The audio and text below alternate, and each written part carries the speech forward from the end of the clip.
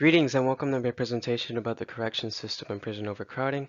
I appreciate you all for coming in today, and today we're going to just jump right into what we're going to talk about. The objectives of the presentation.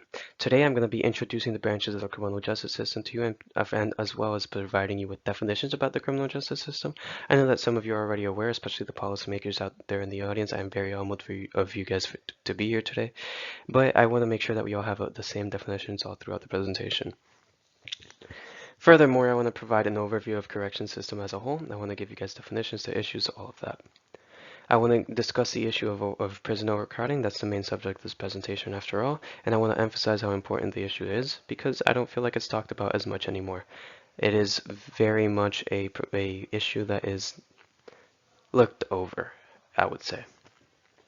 Not only that, I would like to discuss the factors and policies that have led to overpopulation, meaning minimum sentencing. I'll be going into what it is, how it relates to the issue as a whole, and I want to introduce policies or solutions that can potentially solve the problem, as well as give you guys the economic margins on what those prospective solutions be. But I just want to make clear, solving this issue would be very big. It would take me hours of talking and years of research probably, because it is a very general and big issue. So I'm going to be giving you guys one possible solution that can alleviate the issue rather than fully solve it, because then again, it is prison overcrowding. It would take many and many implementations of policies to fix it. So first off, the criminal justice system. It is known as the governmental system that controls crime, right? It is comprised of several branches, and to be more specific, three important segments. The law enforcement system, that is responsible for incapacitating people. The judicial system, which handles court cases, and it again gives people the punishment. And then the correction system that ensures that people are serving the punishment. It's usually prisons and jails, but for the purpose of this presentation, let's just focus on the correction system. We're not going to talk about the rest. So the correction system carries out the punishment as ordered by the court. It focuses on the incarceration of individuals found guilty of committing an illegal act. In the United States, it is divided into jails and prisons. Prisons apply to those that are sentenced to more than 1 year, and jails apply to those that are sentenced to less than 1 year. Prisons apply to those that have a felony crime, and jails apply to those that have a misdemeanor. Now, before I want to go into issues of the correction system, I want to make sure that I dig this into your head, the incarceration rate of the United States. It's very important to this presentation. I feel like it's a major factor into the issue that we're going to be talking about today. According to the FBI, out of 100,000 people, there are 3,001 arrested in the United States.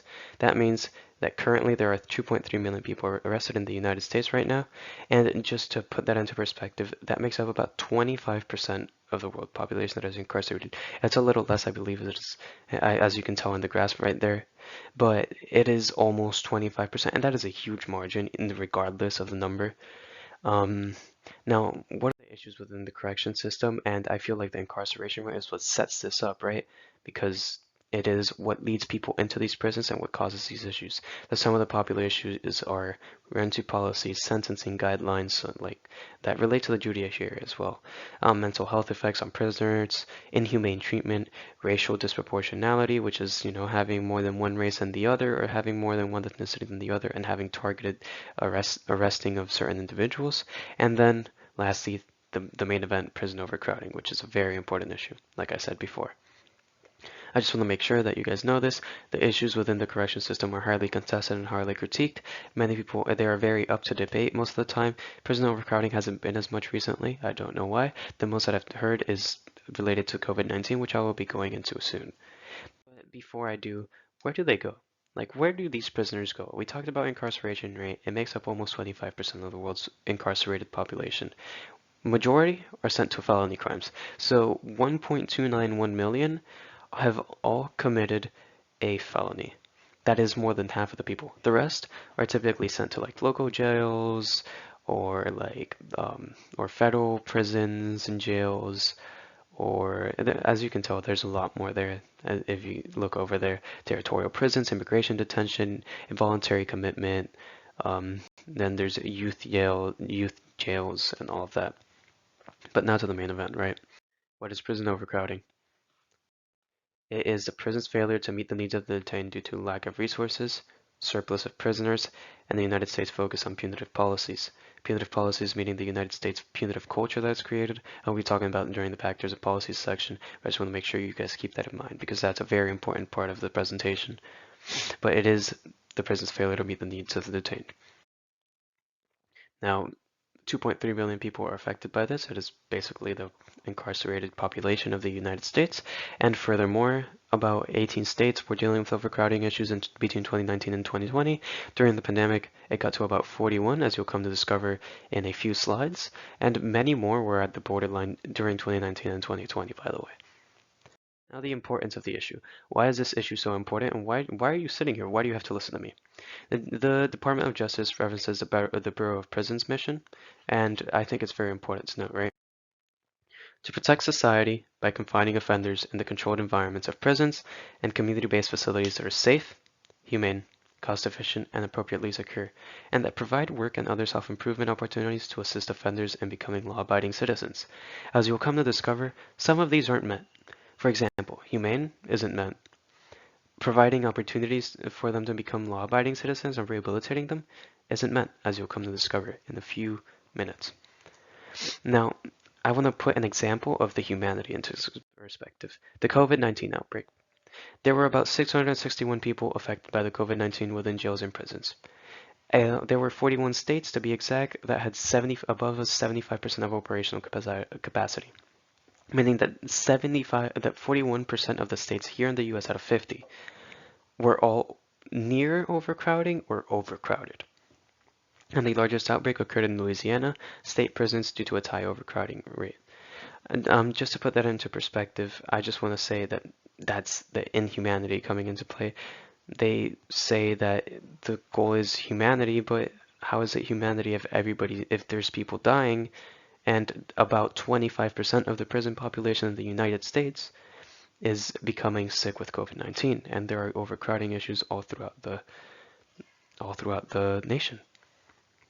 But first, what are the causes of prison overcrowding?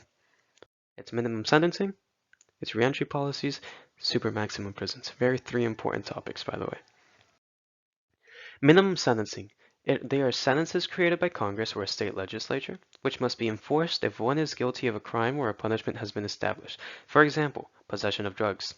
In Florida, you can get a minimum of 3 years if you're found possessing drugs, depending on the severity, of course. I'm pretty sure there's a guideline to the severity. I'm not sure. Well, I am sure. There is a guideline to the severity.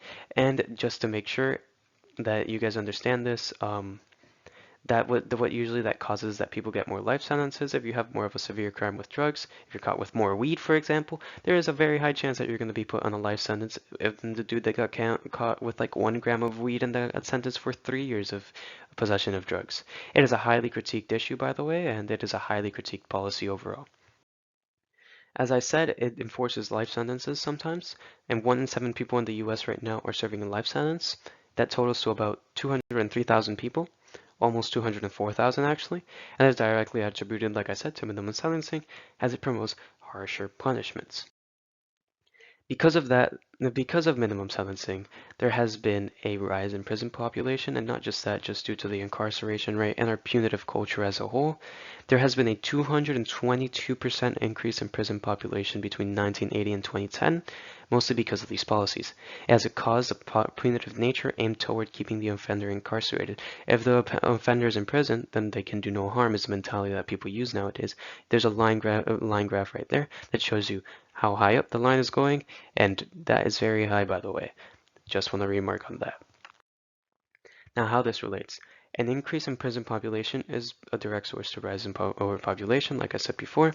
The more people that enter the correction system, the more there will be residing in prisons and jails. Minimum sentencing seems to achieve this with its punitive culture imposed on offenders. The US has a very punitive stance since 1980, as you saw by the big line graph that had to go like this, straight up. So it's just so you're aware. Reentry policies and recidivism. Reentry is known as when the offender is going back into society, and recidivism is known when the offender is going back from society into the jails. Now, it is a strong area of contention in the US, proponents are like, oh yeah, rehabilitation is good. It's very good for people, and I agree. Dissenters are like, these treatments don't work for everyone, so they're just a waste of time, which is true as well, but I don't believe they are a waste of time. I think they can get some points across that we are lacking of right now. There are many struggles in reentry right now because of the whole discussion. Prisoners serve their sentence and re-enter society with no resources. They aren't given any form of support like or job opportunities. It is harder to find a job to maintain families because they have a criminal record and employers can see that. They turn to crime to meet the needs of themselves or their families. They are often outliers to society and are not thought of as people. And many are released with mental illnesses and no form of treatments, which all attributes to them going back to jail, right? It all attributes to them turning to crime as at the end of the day. Now, what are the statistics of recidivism? 76.6% of prisoners released in 2014 ended up being rearrested. 72.8 of those were in prison or jail. And this is mainly attributed to the lack of individuals, of a program that helps individuals adjust to the transition to society. There aren't many programs, and that's why this occurs as a whole. But how does this really relate to the, prison overcrowding? Overcrowding provides inhumane condition as it is to prisoners. Too many prisoners, this allows prison staff to tend to all their needs. Recidivism increases the amount of people residing within prisons. Without effective reentry programs, the issue becomes worse. Super maximum prisons, they are created to foster rehabilitation, but there are about 60 operating in the United States, but in reality they just foster isolation and and prisoners are held in the cell for 23 hours a day, I believe, from what I'm reading there. They foster a lot of mental health defects because of that. Many prisoners break as a result of solitary confinement. Like Rhodes says right there, known as losing one's mind under extreme conditions of deprivation and isolation. Their mind is broken at the end of it. And 1.2 million incarcerated people had a mental illness reported, by the way. These are the reported people, not the unreported people, in 2019 alone. How this relates. An increase on mental illness within prisoners makes them more likely to return to prisons as a result, increases recidivism that is not addressed clearly, fosters some inhumane treatment. What are the results of overpopulation? There is the ending. 18 states suffer from overcrowding. Most inhumane conditions experienced from overcrowding are the direct result of certain policies and institutions. A major role at play is the punitive stance many policies have taken. All causes of the issue point toward one factor. They funnel people toward their incarceration, which in turn increases the prison populace. Our prison populace has led toward more overpopulation than jails and prisons. Now it's time for the important part, the policy proposition. I want to propose a reentry strategy. I'm using my sources right there, as you can see. If you want to review them, I'm more than glad to share them with you. First of all, my explanation. So using local outreach programs for reentry, as well as services offered within jails that incarcerated may not be aware of. That's what I want to do. Provide individuals with case managers that plan out a transition accountability plan. What that does is it's basically a plan of transitioning the prisoner back into society. And the goal is to provide them with the documents that they're missing, licenses, insurance, and even the needs they don't have, like education, for example, or GEDs. And follow what they do 12 months after they have been a part of all these services, just to make sure that they're doing okay, right? You want to check up on them and make sure that they're doing fine, and make sure that they're connected to their case manager, for example, after the fact. So the goal, though, like main goal, is to connect individuals to these programs and social services to provide them a strong basis for reentry during it, right? Have them finish their education, referring them to mental health experts if they have any mental defects, provide them with relevant documents, connect them to job readiness programs and job programs, substance abuse prevention programs, increasing houses opportunities. For example, Goodwill has a housing opportunity that's very good, and it focuses on housing individuals that have been imprisoned. Parenting and adulting classes is another, if they have families, and approval from a probation officer to re-enter society is needed, as well as the case manager. That is very important. The case manager also has to approve of it. Now, what is the effectiveness? Now, the researchers that previously conducted this model found it to be rather effective. They were mentioned in the beginning of the proposition slides. There was there was a 10% probability decrease in rearresting compared to the 34% of those that were going to be arrested. Providing convicts with connections and means to reenter society allows for preparation and outreach of community to help them reenter. The economic margin is the important part for you guys. Now, that's $1.8 million for this proposition.